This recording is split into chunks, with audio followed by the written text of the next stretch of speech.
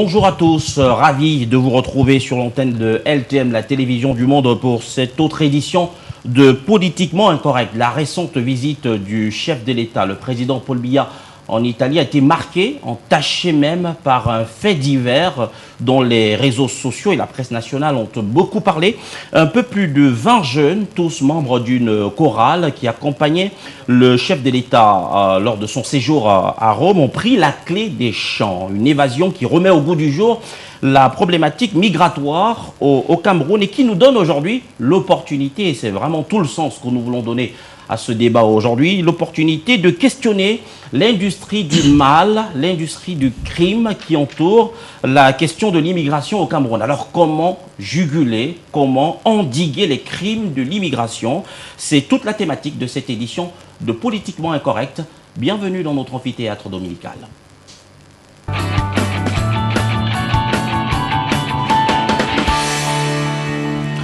Notre parti pris, si je puis dire, dans ce débat aujourd'hui va consister à analyser, à lire cette réalité migratoire au Cameroun à travers au moins deux prismes. D'abord, la piste canadienne qui nous intéresse beaucoup parce qu'elle charrie un certain nombre d'enjeux que nous allons évoquer au cours de cette réflexion. Ensuite, la piste libanaise qui fait courir depuis quelque temps déjà une bande franche de la jeunesse féminine camerounaise, avec tous les crimes dont nous vous parlerons au cours de cette émission et de cette édition de Politiquement Incorrect.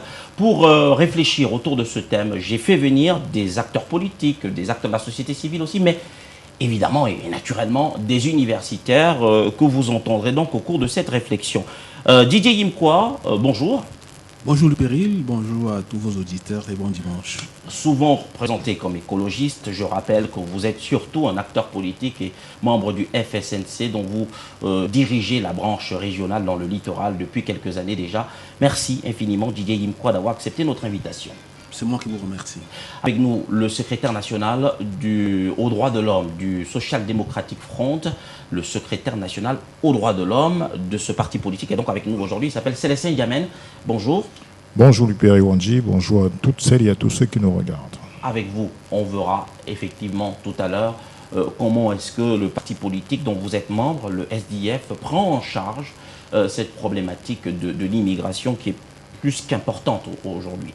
Nous avons annoncé tout à l'heure qu'il y aurait effectivement dans cette émission aujourd'hui quelques acteurs de la société civile. Je vais vous présenter Madame Elisabeth Ngobapa dans un court instant. Elle est membre d'une association qui travaille également sur ces questions. Mais avant, j'accueille Henri Tchagang. Henri Tchagang, bonjour. Bonjour Luc Perry.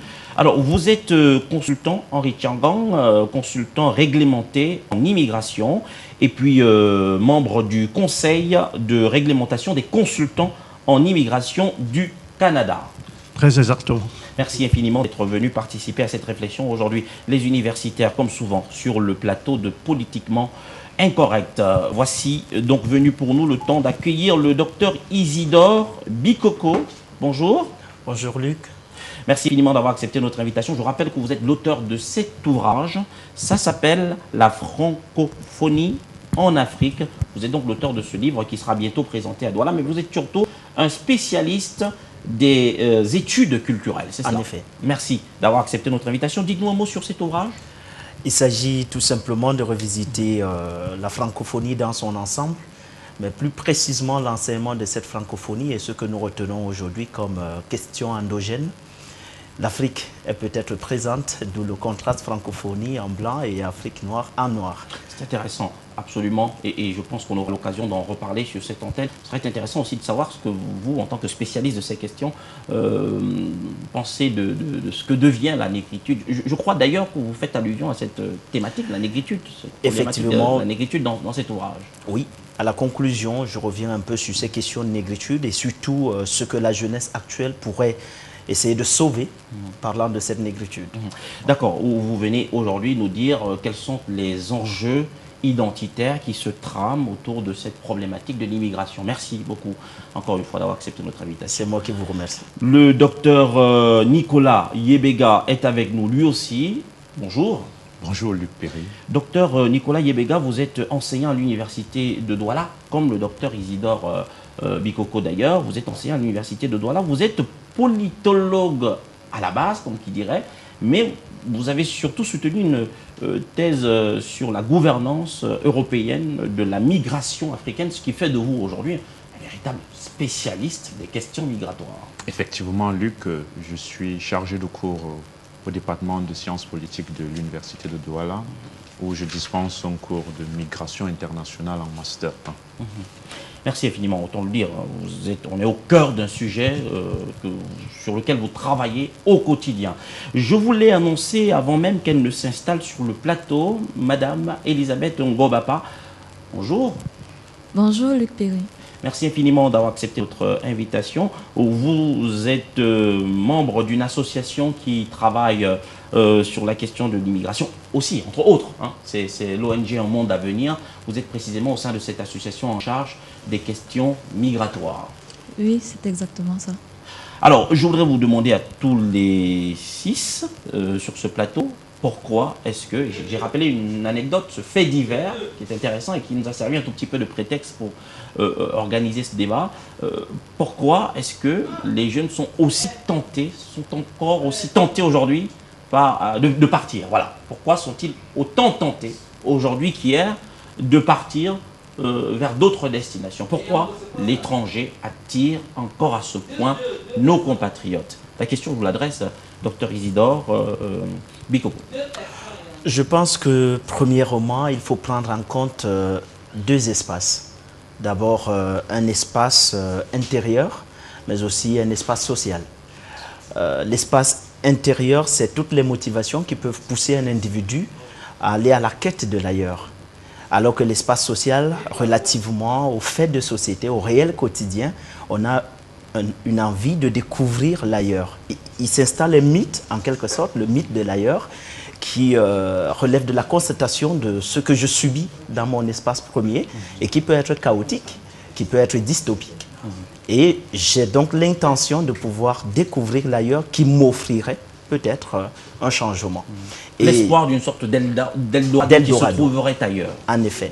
Et donc la recherche de cet ailleurs pose un certain nombre de problèmes relevant de la psychologie, mais aussi des questions purement sociales. Et je pense que peut-être l'occasion nous sera donnée tout à l'heure de revenir là-dessus. Sur les raisons pour lesquelles les jeunes sont autant tentés de partir et partent d'ailleurs à la moindre opportunité. On l'a vu avec ces jeunes qui ont accompagné le président Paul Biya en Italie il y a encore quelques jours. Alors d'abord, j'aimerais en tant qu'acteur politique, Didier Yimko, vous entendre sur ce fait divers. Bon, c'est quelque chose de banal, hein, lorsque des jeunes trouvent une opportunité de quitter leur pays d'origine. Déjà, il faut, pour fixer ce débat, je prendrais beaucoup plus le couloir de l'immigration clandestine. Pour être plus à l'aise, dans le couloir de l'immigration clandestine, vous avez à peu près 3-4 causes principales. Elle peut être politique, les gens partent parce qu'ils fuient de chez eux pour ailleurs, parce qu'ils fuient de persécutions. Elle peut être économique, parce que les gens fuient la pauvreté pour aller ailleurs, trouver l'Eldorado. Elle peut être familiale, pour un problème de regroupement. Elle peut être aussi sécuritaire, dans des pays en guerre. Et il y a une 5e cause principale qui se dessine, mais qu'on n'en parle pas beaucoup, les causes écologiques. Moi, je viens de l'extrême nord.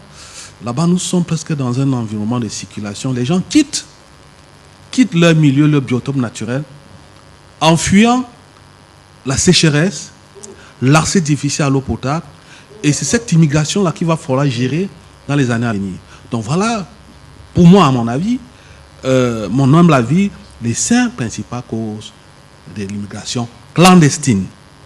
Elisabeth Ngobapa, j'aimerais vous entendre sur cette question, vous qui rencontrez souvent ceux qui partent, mais aussi ceux qui reviennent, parce que l'immigration n'a pas été une réussite pour eux. Qu'est-ce qu'ils vous disent souvent sur les raisons de leur départ et parfois aussi pourquoi est-ce que ça ne marche pas? Voilà, j'aimerais vous entendre pour entendre précisément les témoignages de ceux qui vous rencontrent, de ceux qui viennent vers vous ou que vous rencontrez dans le cadre de vos activités. La principale cause, c'est la recherche du bien-être pour certains migrants.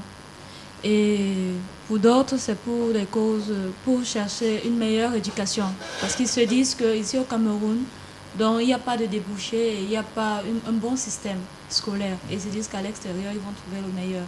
Donc, ce sont les principales causes qui font qu'ils immigrent. Mais ça ne marche parfois pas parce que ils sont bloqués à cause des procédures de visa.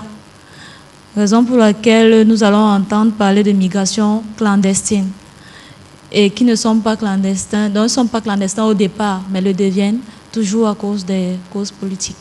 C'est signalé sur les causes, ce qui fait courir les jeunes Camerounais, les Camerounais tout simplement. Je crois que... On n'a qu'à regarder le nombre de passeports produits de manière hebdomadaire ou mensuelle au Cameroun, avoir cette ruée des Camerounais vers l'obtention d'un passeport pour se rendre compte de l'ampleur de ce phénomène qui porte nos compatriotes à vouloir sans cesse partir du territoire national. Non, mais il n'y a pas un rapport immédiat entre la confection d'un passeport, la quantité, la fréquence et l'immigration. Parce qu'en vérité, on peut très bien avoir un passeport pour le tourisme. Beaucoup d'Américains ont des passeports régulièrement, font des voyages partout dans le monde. Les Français, pareil. Mais ce n'est pas pour des causes économiques, comme le font par exemple les Africains vers l'Europe ou vers les États-Unis. Le tourisme est peut-être un luxe qu'on s'offre, oui, qu'on peut s'offrir seulement. Le passeport sert à ça. Oui, mais c'est un luxe qu'on peut s'offrir seulement lorsqu'on a réglé des problèmes sanitaires. Mais il semble que l'immigration camerounaise est souvent structurée par des problèmes alimentaires, à ce que j'entends ici. Oui, je voulais faire le lien entre le passeport et l'immigration. Il n'y a pas un lien direct. Maintenant, je ne pense pas que nous découvrons ces phénomènes migratoires avec le voyage du chef de l'État, parce qu'en vérité, quand on voit 20 choristes prendre la peau de l'escampette, pour moi, c'est l'immigration clandestine organisée. Je vois ce que les 20 choristes vont faire au Vatican, ça n'a pas de sens. Bon, maintenant, pour revenir sur la question, je crois que les causes, tout le monde l'a dit, les causes sont essentiellement économiques, en tout cas pour les Africains partant vers l'Occident, parce qu'il y a aussi une immigration sud-sud, de l'Afrique vers l'Afrique. Je crois qu'on va moins en parler aujourd'hui. Mais ce qui nous intéresse davantage, je le suppose, c'est plus l'immigration des Africains vers l'Occident. En ce sens, les causes efficaces me semblent tout à fait évidentes. C'est-à-dire qu'il y a une certaine misère pour beaucoup de jeunes Africains. Il n'y a pas de perspective. Tout est bouché. Il n'y a pas d'espoir. Donc, en conséquence, ils pensent qu'ils vont trouver un meilleur ailleurs. Quand, par exemple, un Français va au Canada, on lui demande, mais c'est comment? Il dit, c'est différent. Et quand un Africain va en Occident, au Canada, on lui dit, mais c'est comment? Il dit, c'est mieux. Donc en fait, il a quitté une situation de précarité, d'extrême précarité, pour aller vers une espèce de paradis, vers une espèce d'Eldorado. Donc en vérité, cette immigration, cet exil obligatoire cache mal la faillite de la gouvernance en Afrique, parce qu'on est spécialiste sur le plateau de la malgouvernance. Je crois que cet exil forcé cache d'abord, n'est-ce pas, cette faillite de la gestion de nos États. On n'a pas, pour la plupart en Afrique, des États de droit. On a une politique du tout répressif. On a une misère qui est entretenue, ce qui est paradoxal parce qu'en vérité, nous sommes le continent le plus riche de la planète. On ne peut donc pas comprendre comment ce continent le plus riche a des enfants qui sont obligés d'aller voir ailleurs pour se nourrir. Ça n'a pas de sens. Quand ils voient les images qui sont projetées sur la télévision, ils voient que dans ce pays-là, on ne meurt pas de faim. Mais en Afrique, il y a tout, on meurt de faim. C'est un paradoxe. Donc, moi, je pense que c'est à la base, n'est-ce pas, la responsabilité personnelle de nos dirigeants qui font en sorte que les jeunes qui n'ont pas de travail, ils n'ont pas de salaire, ils n'ont pas de perspective d'avenir, se sentent obligés d'acheter même des visas pour aller vers l'extérieur. Et c'est un vrai problème de gouvernance d'abord. Vous faisiez allusion tout à l'heure au docteur Yebega en parlant de malgouvernance. Non, il n'est pas tout à fait spécialiste de la malgouvernance, mais plutôt de la gouvernance, évidemment, des questions migratoires. Voilà, le docteur Yebega, dans un excellent ouvrage qui a été dirigé par le professeur Jean-Emmanuel Pondy, on apprend qu'en réalité, l'immigration africaine, l'immigration en tout cas des Africains, se fait avant tout vers l'Afrique. On a presque, après avoir lu ce livre, on a presque envie de se dire qu'il n'y a donc pas matière à s'inquiéter de ces milliers de Camerounais qui vont chaque jour au Canada et autres Liban. Je rappelle que dès l'entame de cette émission, j'ai bien précisé que notre parti pris allait consister, et je vous dirai pourquoi dans un court instant, et pourquoi ne pas nous le dire, docteur, allait consister précisément à lire l'immigration camerounaise d'abord par ces prismes-là, c'est-à-dire ces deux destinations, le Canada, les États-Unis, et puis le Liban. Donc, est-ce qu'il y a matière à s'inquiéter, à questionner cette immigration qui se fait de façon massive quand même vers le Canada, même si elle ne vaut pas du tout ce que l'on observe à l'intérieur du continent? Oui, Luc Perry, il faut dire au terme de l'ouvrage du professeur Pondy qu'il lève une incongruité, un nom commun qui circule, c'est-à-dire c'est comme si tous les Africains se déversaient en Occident. Ce n'est pas la réalité. La première destination des migrants africains, c'est l'Afrique elle-même. Cette précision faite, et le professeur Jean-Emmanuel Pondy l'a si bien fait, dans cet ouvrage, précisons que c'est mon directeur de thèse. Absolument. Il faut dire autre chose qui est important lorsqu'on aborde la question des migrations. C'est que partir de son pays pour un autre pays n'est pas illégal. Parce que l'article 8 de la Déclaration universelle des droits de l'homme dispose que tout individu peut se déplacer d'un milieu à un autre, d'un pays à un autre et s'y établir, mais simplement en respectant la réglementation en vigueur. Donc il faut dire, si tous les Africains s'en vont en Occident, tant qu'ils le font légalement, il n'y a pas de problème. D'où la pertinence de la thématique qui nous rassemble aujourd'hui. Il faut la qualifier, cette migration qui pose problème, de clandestine. Cela dit, je vais revenir à votre principale, à votre première préoccupation. C'est-à-dire, qu'est-ce qui pousse tant les Africains à partir? Il faut dire, les théories sociologiques en la matière, c'est les anglo-saxons qui ont beaucoup travaillé sur la question, parlent de la théorie du pôle push, attraction-répulsion. Il faut, le docteur Bikoko, au départ, a parlé de deux espaces, l'espace intérieur et l'espace extérieur. Moi, je parle de deux espaces, mais l'espace de départ et l'espace d'accueil. Alors, qu'est-ce qui fait partie, les Africains, de leur espace de départ? Vous allez voir paradoxalement, ce qui chasse l'Africain ici, c'est ce qui l'attire là-bas. Donc, les facteurs répulsifs d'ici sont les facteurs attractifs de là-bas. Alors, les acteurs politiques qui sont sur ce plateau ont déjà suffisamment élaboré là-dessus. Il y a les facteurs politiques. Par exemple, si je prends le cas de la Côte d'Ivoire, la crise post-électorale ivoirienne a charrié au-delà des frontières ivoiriennes près de 8 millions de personnes. C'est énorme parce que deux personnes se disputent le pouvoir. Vous voyez quel impact ça peut avoir sur la destination des citoyens qui ne demandent qu'à vivre paisiblement. Donc il y a la guerre, il y a la violence politique. Il y a un autre facteur, le facteur éducatif, mieux se former. Il y a parfois des jeunes qui veulent perfectionner leur capital intellectuel, mais ils ne trouvent pas les meilleures conditions d'études ici, les meilleurs centres de formation, ils sont obligés de partir. Il y a aussi le facteur social, c'est-à-dire la misère ambiante. C'est le facteur le plus souvent évoqué. Mais il y a un autre facteur qu'on ne doit pas oublier, le facteur culturel. Qu'est-ce que nous regardons au quotidien dans nos salons? C'est ces chaînes étrangères qui nous envahissent avec des séries à l'eau de rose, avec des sportifs africains qui font des exploits qui brillent, avec des villes, des boulevards qui sont très beaux. Alors, ça crée en nous une envie d'ailleurs, une envie de partir. Parfois, on ne se rend pas compte de ce que les autres ont pris des années, des siècles, et ont fait beaucoup de sacrifices pour construire le chez eux. On a simplement envie de partir.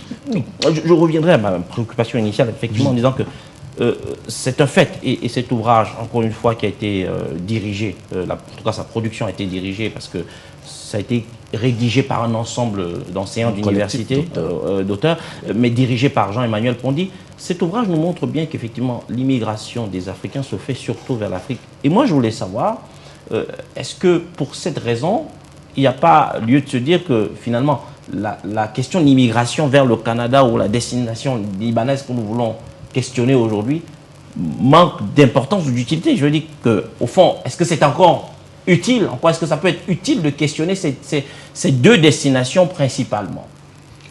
En quoi est-ce que ça pourrait être utile de le faire. C'est ça que je veux savoir. C'est ce que je veux savoir tout à l'heure en réalité. Puisqu'elles ne sont pas africaines au fond. Je vais essayer de vous donner une réponse. Le fait que le plus grand flot des migrants africains reste en Afrique, ce n'est pas un problème de qualité, ça c'est un problème de quantité. La migration vers le Canada, vers l'Amérique du Nord est une migration de qualité de vie. C'est-à-dire le Camerounais qui va en Guinée équatoriale, il a les moyens d'aller en Guinée équatoriale, mais s'il avait les moyens d'aller au Canada, il irait au Canada. Donc voilà la réponse que je peux donner à cette préoccupation. Justement, Henri Tchagang, vous travaillez spécialement sur l'immigration canadienne, parce que vous avez ouvert un bureau à Douala qui organise l'immigration légale des Camerounais vers le Canada. Quel est le profil des personnes qui viennent vous rencontrer? Et est-ce qu'aujourd'hui, il y a matière, parce que c'est tout le cœur de notre débat aujourd'hui, il y a matière, je vous pose deux questions à la fois, il y a matière à s'inquiéter de tout ce qui se fait autour de l'immigration canadienne? Oui, Monsieur Luc Perry, permettez-moi de revenir en arrière un peu pour faire un petit commentaire sur la fugue des 20 Camerounais en Italie. Tout à fait. Personnellement, il n'y a absolument rien d'étonnant. Au Cameroun, les conditions de vie sont extrêmement difficiles. Ces étudiants qui ont fugué, je doute fort qu'ils puissent avoir un repas par jour pendant qu'ils sont à l'université de Yaoundé. Donc, en réalité, sur ce point, je m'attendrais normalement... Vous ne caricaturez pas un peu? Oui. C'était organisé. Oui. Et en général, c'est des choses qui sont organisées. Donc, ce sont des gens qui recherchent un bien-être et qui, par tous les moyens, à la moindre occasion, devraient partir. Donc, il n'y a vraiment rien d'étonnant sur ce point. D'accord. Sur ce côté. Sur les deux questions que je vous adresse. Le docteur Yebega voudrait peut-être apporter un bémol. Oui, je ne m'érige pas en contradicteur principal de mon co-panéliste. Même si vous l'êtes, c'est pas grave. Dit que c'est quelque chose d'organisé. Ne me dites pas que le chef de l'État a pris 20 personnes pour aller délibérément les déposer en Italie. C'est pas ce que j'ai dit. Ces jeunes, aller à l'université de Yaoundé 1, il y a un restaurant et le plat ne coûte pas 150, il coûte moins de cela. Et ces jeunes font partie de la chorale de l'université de Yaoundé 1. Alors, ils bénéficient d'un certain encadrement. C'est ce qu'on appelle l'individualisme méthodologique. Les 20 jeunes sont arrivés en Italie. Ça relève d'une équation On n'a pas dit que... On n'a pas dit que... Attendez qu'il termine. Attendez qu'il termine. Soyons précis. Entre le moment où on leur a annoncé leur départ, personne n'était dans la tête de chacun de ces étudiants pour se rendre compte qu'ils étaient en train de planifier leur fugue une fois arrivés là-bas. C'est donc simplement une question d'opportunisme. Une fois arrivés là-bas, ils se sont fignolés. Permettez à Henri Tchagang de préciser sa pensée. Je pense que je me suis fait mal comprendre. Je parle d'organiser, mais organisé par les étudiants eux-mêmes. Je n'ai pas dit que c'est organisé par le système. La précision vaut la peine, merci. D'accord, allez-y. Sur les deux questions que je vous adressais.